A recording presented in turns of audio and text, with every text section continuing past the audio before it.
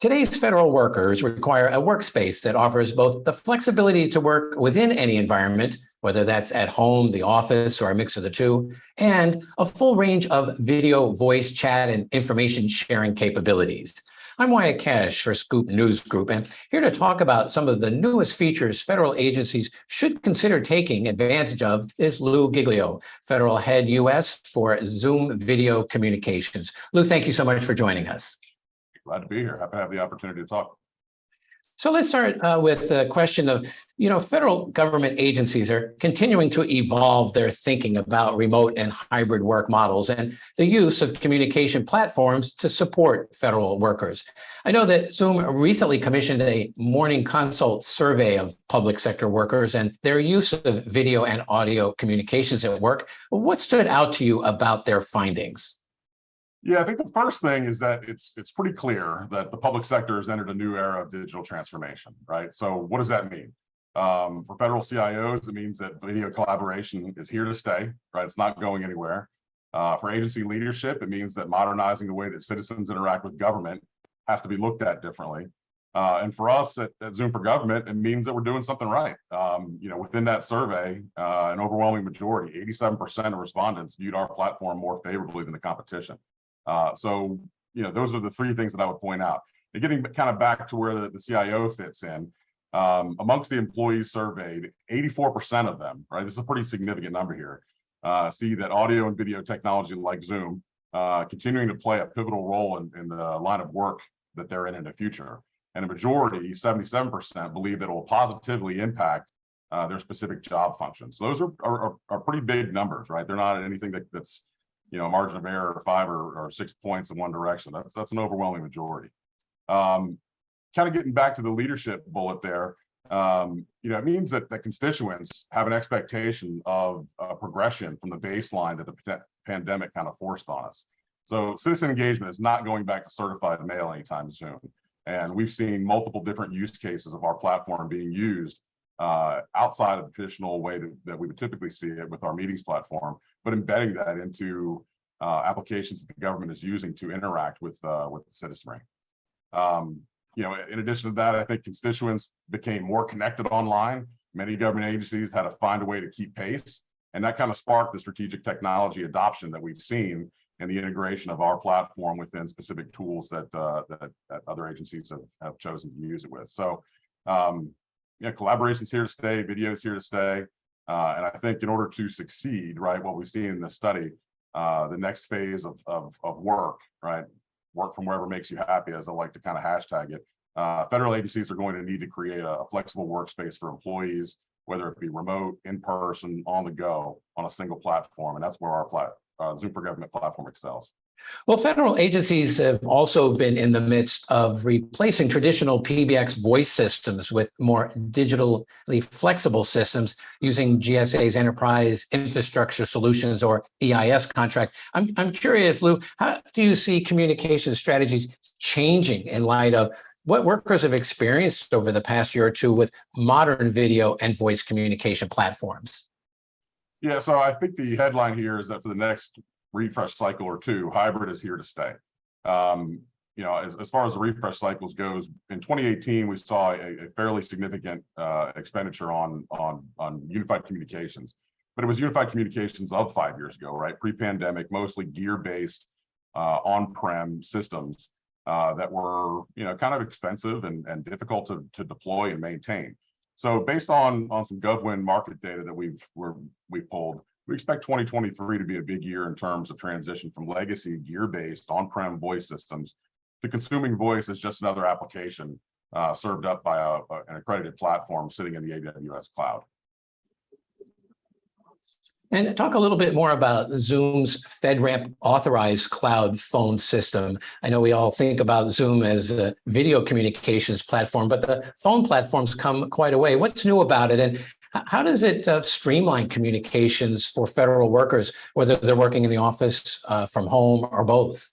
Yeah, absolutely. So when Zoom for Government was first introduced, the first step was obviously getting the FedRAMP certification. And that was basically our meetings platform. And we wanted it to be FedRAMP certified because that's the standard.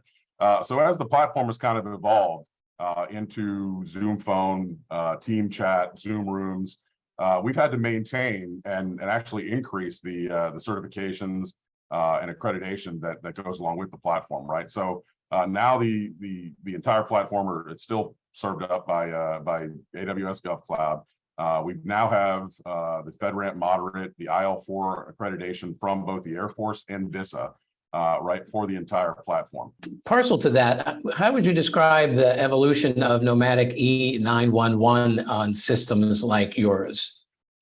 Yeah, so when E911 was first, kind of created, it was all based on a predetermined, preloaded location within a PBX, or traditional on-prem PBX, right? So it had, Lou Giglio sits at 20577 out in Leesburg. And what the issue with that is that Lou Giglio is not always there, right? So I could take my handset, I could take my laptop to the Starbucks, to the hockey rink where my son plays. And if I launch a 911 call, it's going to go to my predetermined residence.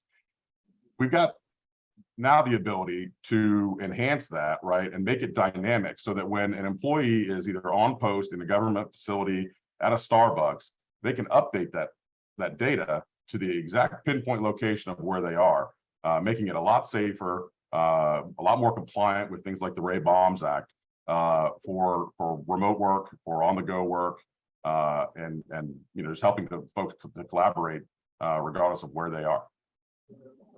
And then lastly, Lou, what would you say Zoom learned in helping federal and state government agencies over the past year or so? And how is Zoom adopting some of those lessons to help future-proof government communications? Yeah, so I think the primary lesson is that flexibility is the new standard. The pandemic forced us to solve the remote, on the go, and in the field contingencies. But now that in-person is back, enabling that same collaborative experience that we've all gotten used to for folks that have chosen to go back to the office, using a single platform is where our Zoom Rooms comes in. The Zoom Rooms powers a collaboration-centric, video-enabled offices, conference rooms, and other workspaces so that federal employees can address the mission challenges together. I would also say that it enables an equitable meeting experience for a distributed workforce. So Zoom Rooms helps connect the right officials, staffers, policymakers from their offices, homes, and across the country, intra-agency, regardless. So lots of benefits here. This reduces the travel time, scheduling delays, enabling quicker consensus building.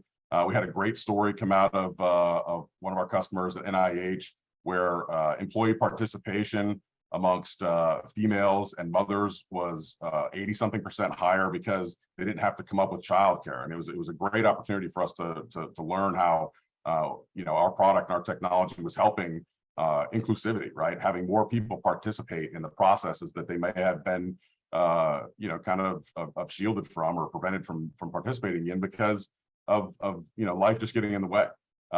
So having things like Smart Gallery feature, which leverages AI to send multiple video streams from each Zoom room to improve the display of all Zoom room participants, right? How many times have you been in a conference call where you're on one end and there's a conference room in the other, and you can only see or hear one or two participants, right? So this technology, this AI-based technology, is really helping to help most folks participate at a greater level, be heard, be seen on a level that most folks, within the those little boxes, like to be able to control, right?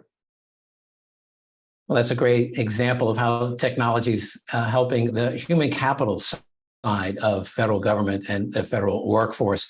Well, Lou Giglio, thank you so much for taking a few minutes to share some of your insights and where video communications is headed in the federal government. Yeah, I think it's most certainly the future, right? I mean, it's not going anywhere anytime soon. And for us at Zoom for Government, we've got a team of mission-dedicated collaboration specialists who have been working hard to develop a platform for the needs of the federal government, full stop. With Zoom Phone, Team Chat, and Zoom Rooms being added to our meetings platform, we feel very well positioned to help the federal government transition to the future of work. Thank you very much.